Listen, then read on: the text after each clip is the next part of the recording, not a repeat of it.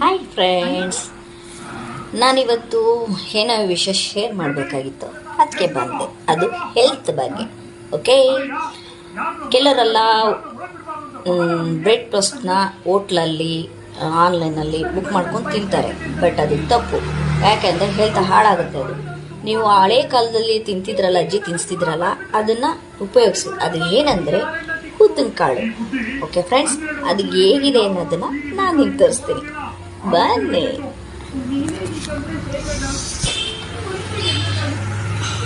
ನೋಡಿ ಫ್ರೆಂಡ್ಸ್, ಉದ್ದಿನ ಕಾಳು. Hello friends,